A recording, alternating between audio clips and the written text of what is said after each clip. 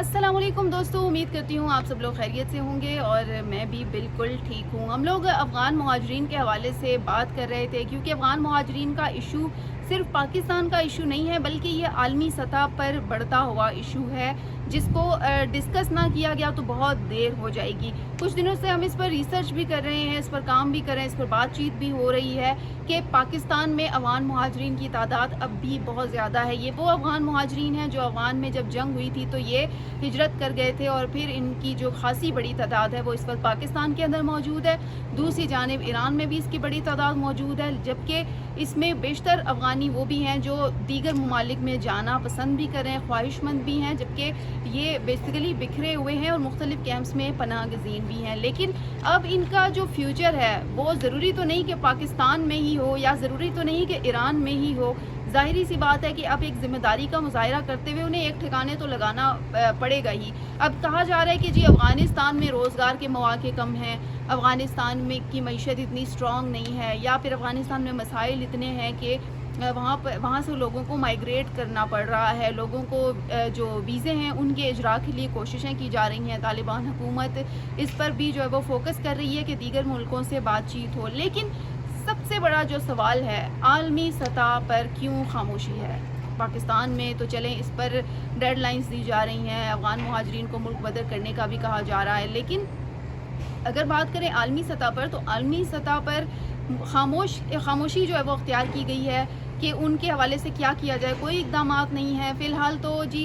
खलीजी ममालिक के साथ जो लेबर मुआहदा किया गया है जिसके तहत कहा गया है कि तकरीबन 18,000 अफ़गान ऐसे हैं जिनको वीज़ों का इजरा किया जाए ताकि जो अफरादी क़ुव्वत है, जो लेबर है, उसको बाहर भेजा जाए, कतर भेजा जाए और वहाँ पर उनको काम के मौक़े मिलें।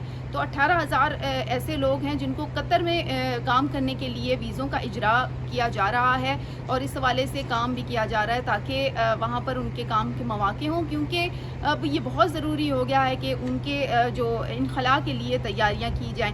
ये 18,000 बेरोज़गार अफ़गान वो हैं जो पड़ोसी ममालिक से जिनको जो है वो निकाला गया, या फिर कह लें कि उनको कहा गया कि जी आप काम के लिए किसी और जगह मुंतकिल हो जाएं। और ताज़ा तरीन जो लेबर मुआहदा किया गया है ये उस मरहले का हिस्सा है कि कतर से ये बात शुरू की गई है और अफ़गानिस्तान में जो बेरोज़गारी है उसको कम करने के लिए ये प्रोग्राम बनाया गया है कि ज़्यादा से ज़्यादा वीज़ों का इजरा किया जाए ताकि जो अफ़गानी हैं वो यहाँ से माइग्रेट कर जाएँ और अपना जो रोज़गार है उस पर फोकस करें। अब अगर बात करें पाकिस्तान के अलावा सऊदी अरब है, मुत्तहिदा अरब इमारात है, तुर्की है, ओमान है और रूस है जिसके साथ बातचीत हो रही है कि जी अफरादी क़ुव्वत आप ले लें। लेबर को भेजने के हवाले से मुआहिदों पर बातचीत हो रही है। और इसके अलावा जो डाटा है जो मैंने कलेक्ट किया है उसमें 31 यानी तकरीबन 31,000 अफ़गानों को कतर में मुलाजमतों के लिए रजिस्टर किया गया है। बुध को रजिस्ट्रेशन मुलाजमतों में उन अफ़गानियों के लिए ये रजिस्ट्रेशन खुली जिनको ईरान और पाकिस्तान से निकाला गया। अब यहाँ पर सवाल ये कि सिर्फ ईरान और पाकिस्तान का सवाल नहीं है,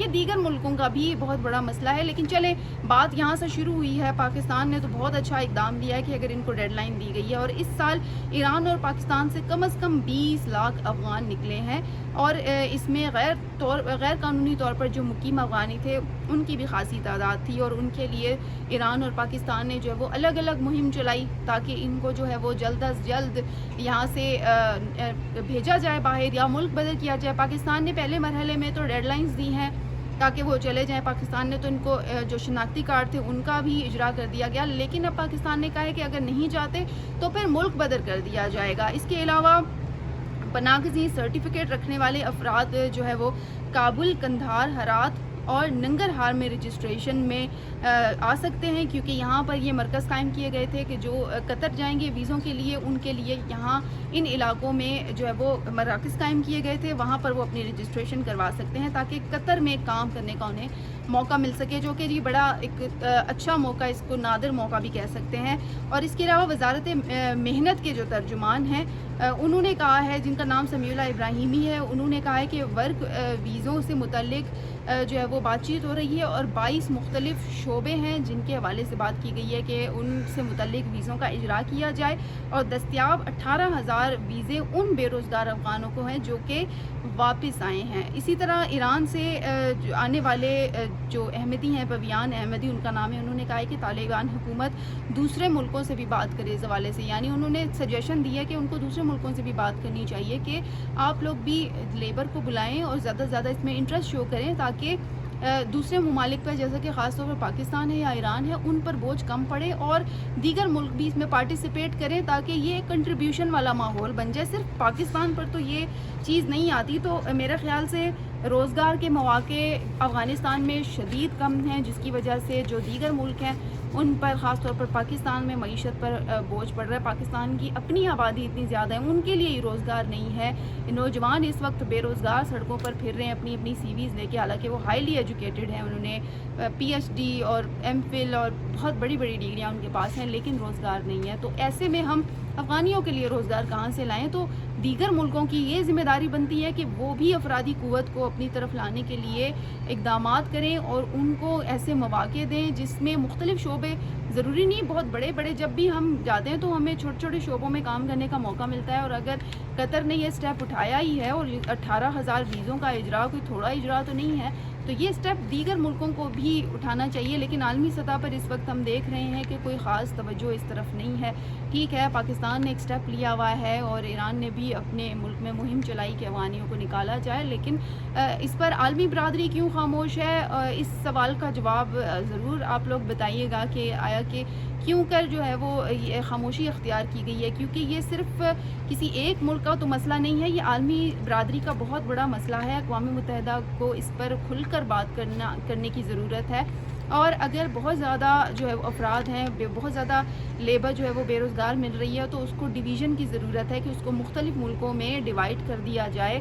اس کو کہا جائے اب ملکوں کی تعداد بھی کافی زیادہ ہے، تو جو ترقی یافتہ ممالک ہیں ادھر ان کا رجحان کیا جائے، ادھر بھیجا جائے. ہم تو آلریڈی ترقی پذیر ہیں، پھر بھی اتنے سالوں تک افغانیوں کی ایک بہت بڑی تعداد کو ہم نے بھگتا ہے. تو پھر ترقی یافتہ ممالک اس سے دور کیوں ہیں؟ اقوام متحدہ کو چاہیے کہ اس پر ضرور فوکس کرے، اس پوائنٹ پر کہ آیا کہ کیوں خاموشی اختیار کی گئی ہے. اتنے قوانین بنائے گئے اور پاکستان آلریڈی بہت سارے عرصوں سے جو ہے وہ بھگت رہا ہے، معیشت کا جو بوجھ ہے وہ برداشت کرنا مشکل ہو گیا ہے. تو ایسے میں اب افغانیوں کو وہ افورڈ نہیں کر سکتے. تو لہٰذا ٹھیک ہے، افغانیوں کا یہ کہنا ہے، اگر ان سے بات کریں تو وہ کہتے ہیں کہ ہم جو ہے وہ شروع سے ہی یہاں پہ رہتے رہے ہیں اور ہماری اب تمام سکولنگ جو ہے وہ روزگار یہاں پہ وابستہ ہے. لیکن اب یہ پاکستان کی ذمہ داری تو نہیں ہے. مجھے ایک بھائی نے، دوست نے کامنٹ کیا تھا کہ پاکستان کی ذمہ داری نہیں ہے کہ وہ افغانیوں کو پناہ دے. تو یہ بالکل ان کا ٹھیک پوائنٹ ہے کہ یہ ذمہ داری پاکستان کی نہیں ہے کہ وہ ان کو پناہ دے. یہ ذمہ داری تو طالبان حکومت کی ہے کہ وہ اپنے جو مہاجرین ہیں ان کو پروٹیکٹ کرنے کے لیے کیا کیا اقدامات کرتا ہے یا کس کس ملک سے جو ہے وہ بات چیت کرتا ہے. اب کہا تو یہ جا رہا ہے کہ سعودی عرب، روس اور عمان، ترکی سے بات چیت جاری ہے. امید کی جا رہی ہے کہ یہ ممالک جو ہے وہ مان جائیں گے افرادی قوت کو ایکسیپٹ کرنے میں، اور یہ بھی ویزوں کا اجرا جس طرح قطر نے کیا اس طرح یہ بھی جلد از جلد اس پر جو ہے وہ کوئی قدم اٹھائیں گے. تو اسی کے ساتھ ہی دوستو انشاءاللہ آپ لوگوں سے اگلے ولاگ میں پھر اسی پوائنٹ پر بات ہوگی افغان مہاجرین کے حوالے سے. آپ کے ذہن میں کوئی پوائنٹ ہو یا کوئی سجیشن ہو تو لازمی کامنٹ کے ذریعے دیجیے گا. اسی کے ساتھ ہی مجھے دیجیے اجازت. اللہ حافظ.